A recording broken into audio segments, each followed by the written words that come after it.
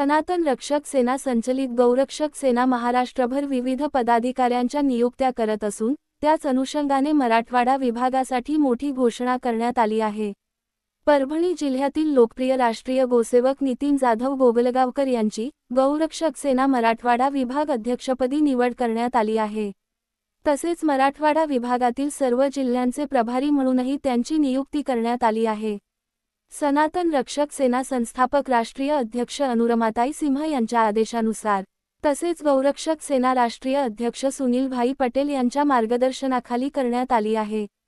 मराठवाडा विभागातील खालील जिल्ह्यांसाठी ही जबाबदारी देण्यात आली आहे: परभणी, नांदेड, हिंगोली, जालना, संभाजीनगर, बीड, लातूर, धाराशिव। दिनांक 21 जानेवारी 2025 रोजी ऑनलाईन पद्धतीने ही निवड प्रक्रिया पार पडली, तर 22 जानेवारी 2025 गणेश जयंतीच्या शुभमुहूर्तावर अधिकृत आयडी प्रूफसह नियुक्ती पूर्ण करण्यात आली।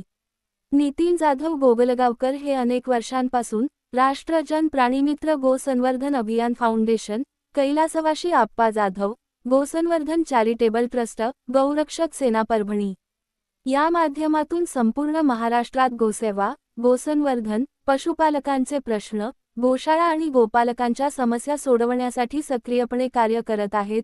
या निवडीबद्दल परभणी जिल्ह्यासह संपूर्ण मराठवाड्यातील गोशाळा संचालक, गौरक्षक, गोसेवक, गोपालक, पशुपालक, शेतकरी व विविध संघटनांच्या वतीने नितीन जाधव गोगलगावकर यांचे जंगी स्वागत व अभिनंदन करण्यात येत आहे, अशी माहिती गौरक्षक सेना राष्ट्रीय अध्यक्ष सुनील भाई पटेल यांनी सोशल मीडिया व पत्रकाद्वारे दिली आहे। चॅनल सबस्क्राईब, लाईक, शेअर व बेल आयकॉन प्रेस करा। धन्यवाद।